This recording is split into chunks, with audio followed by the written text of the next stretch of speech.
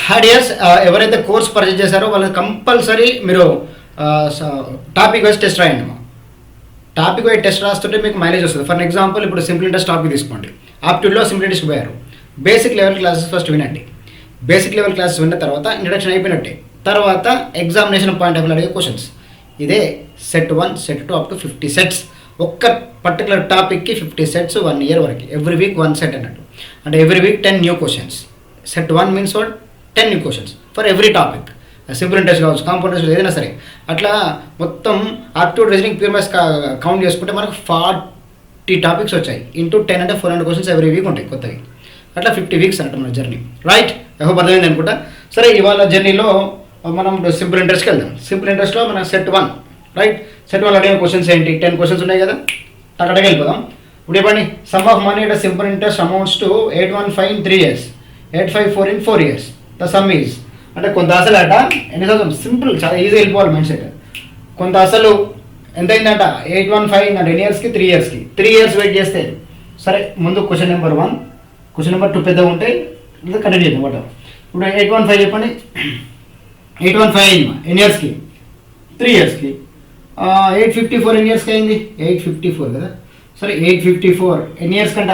4 yearsకి. 1 year కదా gap. 1 yearకి ఎంత పెరిగింది చెప్పండి? సింపుల్ ఇంట్రెస్ట్ ఒక కాన్సెప్ట్ ఏంది? మన పీటీఆర్ బై అన్నట్లొద్దు. Every year rate of interest same ఉంటుంది. అయిపోయి. అచ్చా, 815 అంటే ఎంత పెరిగింది మా? 854 ఇది 55 అనుకోండి. 855 మైనస్ 815 అంటే 40. కానీ 4 ఏముంది కూడా ఇక్కడ 1 కట్ అయింది అంటే 39. ఎస్, 39 రూపీస్ మా. 39 రూపీస్ పెరిగింది ఎన్ని ఇయర్స్కి? 1 yearకి. అంటే ఎవ్రీ 1 yearకి 39 రూపీస్ యాడ్ అవుతున్నట్టేగా. అంతే, అంటే 39 రూపీస్ ప్రతి సంవత్సరం పెరుగుతుంది. కానీ 815 అనేది చెప్పండి 3 years వద్ద మారింది. అంటే ఈ 3 yearsలో ఈ 39 3s దీంట్లో ఉన్నట్టేగా. అది కట్ చేస్తేనే ప్రిన్సిపల్. ఏంటండి ప్రిన్సిపల్ తెలియదు. 3 years వెయిట్ చేసిన ఇలా మారింది.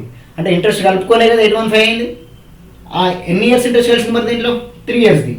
1 yearకి 39 అంటే 3 yearsది కలిసింది. 3 into 39 అంటే 117 రైట్. 3 30 90, 3 9 27, 90 + 27 117.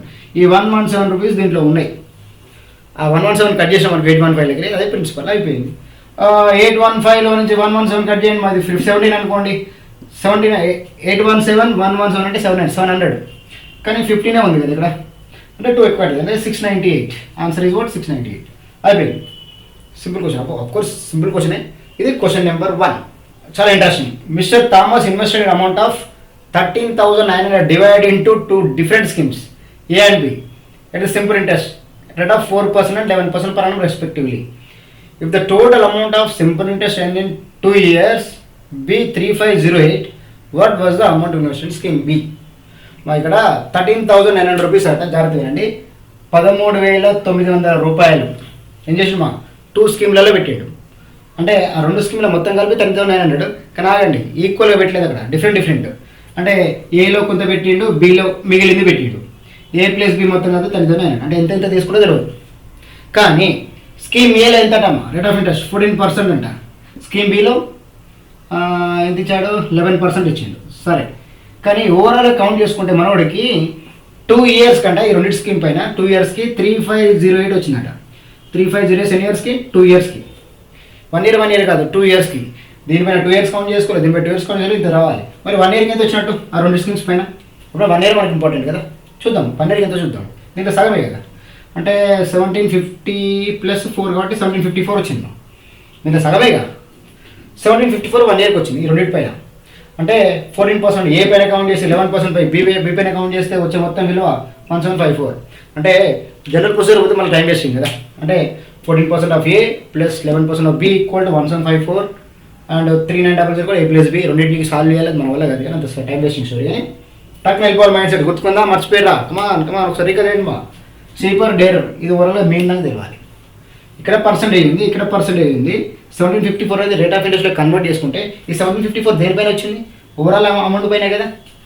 చీపర్ డేరర్ మీన్ కాన్సెప్ట్తో రేషియో వస్తుంది. ఆ రేషియోని బట్టి 13,900 డిస్ట్రిబ్యూట్ చేయొచ్చు. దాంట్లో ఏ ఎంతో బి ఎంతో తెలుస్తుంది. కానీ దీంట్లో చీపర్ ఎవరమ్మా? బి కదా. బి తక్కువ ఉంది కదా. ఎంత మంచి బి రాద్దాం. ఇది బి 11%, ఇది ఏ ఎంతమ్మా 14%. నాకు ఇలా వచ్చిన తర్వాత నాకు ఓవరాల్ రేట్ ఆఫ్ ఇంట్రెస్ట్ తెలిసిందనుకో, రేషియో వస్తుంది. అంటే బీకి ఎంతో ఏ ఎంతో తెలిసిపోతుంది. ఓవరాల్ రేట్ ఆఫ్ ఇంట్రెస్ట్ వస్తుంది అంటే ఇంకో 1754 దేనిపైన కంపేర్ చేయాలి? ఓవరాల్గా 13,900 పైన కంపేర్ చేసి 200 కొట్టాలి. అంటే లాజికల్ ఇంత వచ్చింది రేట్ ఆఫ్ ఇంట్రెస్ట్. మరి చాలామంది ఏం చేస్తారు, అనవసరంగా కట్ చేసుకుని పోకండి, అది అట్లా పెట్టాడు ఏం కాదు. అంటే 1754 బై ఎంత 139 అంటే 2 zeros ఒకటి అయినాయి 139 చీపర్ డేరర్ మీన్.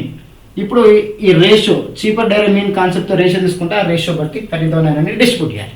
కత్తం simple right. సరే చేద్దాం. చీపరు డేరరు చీపరు మీన్ ఖచ్చితంగా 1754 అనేది 14 కంటే తక్కువ ఉంటుంది, 11 కంటే ఎక్కువ ఉంటుంది. అంతే కదా, that is the meaning right. అంటే 14 కంటే తక్కువ ఉంటుంది, మేబీ 12 ఉండొచ్చు, 12.8 12.5 అని ఉండొచ్చు, 11 పాయింట్ సంథింగ్ కూడా ఉండొచ్చు. 11 కంటే ఎక్కువ, 14 కంటే తక్కువ.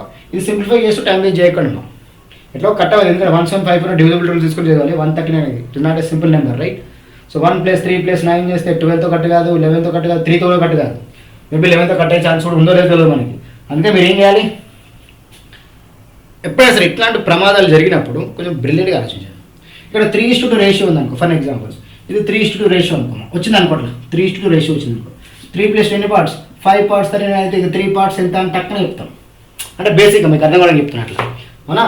అంటే అక్కడ రేషియో ఇంపార్టెంట్, రేషియోస్ సమ్ చేయొచ్చు కదా. మరి ఈ రేషియో రాబట్టాలి అంటే ఉన్నది ఒకటే ఒక మార్గం, బీ కేర్ఫుల్ బీ బ్రిలియంట్. ఇక్కడ 14 మైనస్ 1754 బై 139 డేరర్ మైనస్ మీన్. ఇక్కడ ఒక పార్ట్ వచ్చింది. ఎస్ ఇటు చెప్పండి మా, ఇది చిన్నది కదా, దీని నుంచి కట్ చేయాలి. అంటే 1754 బై 139 మైనస్ 11. ఎస్ ఈ రెండింటి రేషియోనే ఈ మొత్తం సమ్ చేస్తే వచ్చేది ఈ పార్ట్స్కి ఈక్వల్ చేసి ఈ పార్ట్ ఎంత చెప్పాలి. టక్ కట్ చేస్తే 3 2 వస్తే బాగుంది కదా. కాకపోతే కొంచెం బ్రిలియంట్గా ఆలోచించాలి, దాంట్లో ఏమో చెప్పండి, కొద్దిగా బుధవారం చూడండి, ఏం లేదు ఇక్కడ స్టోరీ రైట్. ఐ హోప్ అర్థమైంది అనుకుంటా. అయితే ఇప్పుడు చూడండి సమ్ చేయాల్సింది. ఇప్పుడు 3 + 2 3:2 వచ్చింది అనుకో, 3 + 2 5 పార్ట్స్ తీసుకోవాల్సిందే కదా. నేను కూడా సమ్ చేస్తాను. సమ్ చేసే ముందు ఇది మల్టిప్లై చేయండి. 139 × 14 14 × 139 మైనస్ 1754 బై 139 ఈజ్ టు ఇక్కడ మల్టిప్లై చేయండి. 1754 మైనస్ 11 × 139 బై, మీకు అర్థం కావడానికి రాస్తుంది, అంత సోది అవసరం లేదు మీ కంఫర్ట్ కోసం. ఈ రెండు కట్ అయిపోయినాయి. మిగిలింది ఏంటి, ఇది ఒక రేషియో, ఇది ఒక రేషియో. ఈ రేషియో ప్రకారం ఈ అమౌంట్ డిస్ట్రిబ్యూట్ చేయాలి. అయితే చాలామంది కన్ఫ్యూజ్ అవుతారు, అనవసరం క్యాలిక్యులేట్ చేయకండి, ఇదంతా రాయాల్సిన అవసరం లేదు మీకోసం. ఇక్కడ 3:2 వస్తే 3 + 2 5 పార్ట్స్ వాల్యూ అట్లా చేయండి. 1439 మైనస్ 154 ప్లస్ 1754 మైనస్ 1139. కొంచెం బ్రిలియంట్గా ఆలోచించండి, అందరిలాగా కూడా చిన్నపిల్లలాగా కాకుండా కొంచెం బ్రిలియంట్గా ఆలోచించండి. ఈ రెండింటిని యాడ్ చేయాలంటే ఇది మైనస్ ఇది ప్లస్, ఈ రెండు కట్ అయిపోతాయి, ఈ రెండు కట్ అయిపోతాయి రైట్. 11 × 14 × 139 మైనస్ 11 × 139 14 మైనస్ 11 3 × 139 మిగులుతుంది. ఓహో ఈ వాల్యూ ఏం తెలుసా, ఈ వాల్యూ ఏం తెలుసా, 3 × 139 rupees value. Clear cut story. 3:2 అని చెప్పి చిన్నపిల్లలు ఆలోచించకండి, అవన్నీ కట్ అయిపోతే నీకు 14 నుంచి 11 పోతే 3 కాబట్టి 3 × 139 వస్తుంది. అది ఈ విలువ. కనుక ఈ విలువ మొత్తం కావాలి. ఈ విలువ ఏంటి, 14 × 139 మైనస్ 1754 ఎంత. ఇక్కడ ఉన్న రేషియోదే కదా, ఇక్కడ యాడ్ చేయడానికి కట్ అవుతుంది కానీ ఇట్లా మిగిలిపోతుంది. ఇక్కడ యాడ్ చేయడానికి చెప్పిన యాడ్ చేసినప్పుడు కట్ అయిపోతుంది, కానీ రేషియో ఇట్లా ఉండిపోతుంది కదా. అంటే 14 × 139 మైనస్ 24 ఎట్లా ఉంటుంది, ఆ విలువ నీకు కావాలి. ఇక దాంట్లో బెస్ట్ ఆప్షన్ చూసుకోవాలి, చాలా ఉన్నాయి, 6400 64 చాలా ఉన్నాయి. సరే ఇప్పుడు ఓకే, ఐ హోప్ అర్థమైంది అనుకుంటా.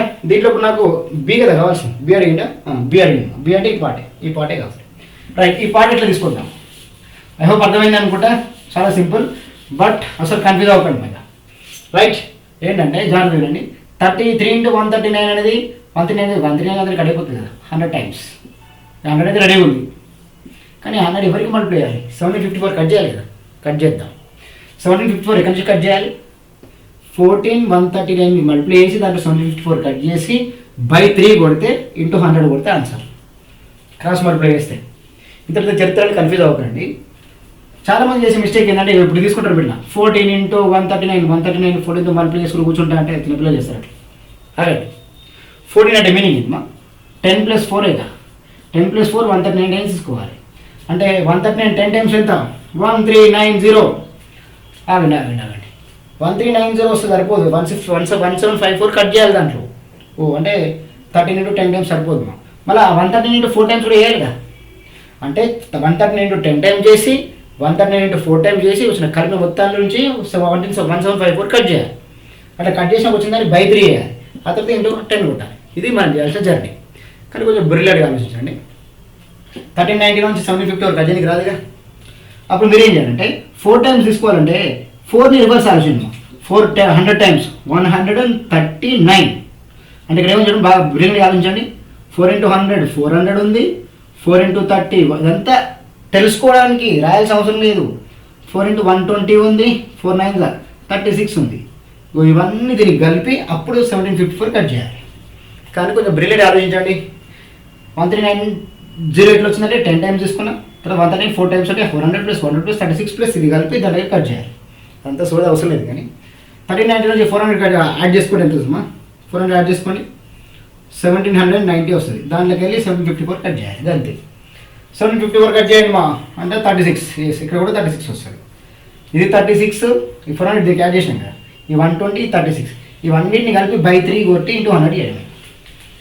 ఈ లెవెల్ వెళ్ళిపోవాలి మైండ్ సెట్. ఎంత పెన్ పేపర్లో కూడా వేయచ్చు వాస్తవానికి, మైండ్లోనే టక 400 దీనిలో కలిపి వదిలేసిన 36 మిగిలింది, 120. కానీ బై 3 ఉంది, డివైడెడ్ బై 3 వస్తుంది. అన్నిటికి బై 3, దీనికి బై 3, దీనికి బై 3, దీనికి బై 3, బై 3 బై 3 బై 3 అంటే 12 ప్లస్ బై 3 అంటే 40 + 12 64 అయిపోయింది.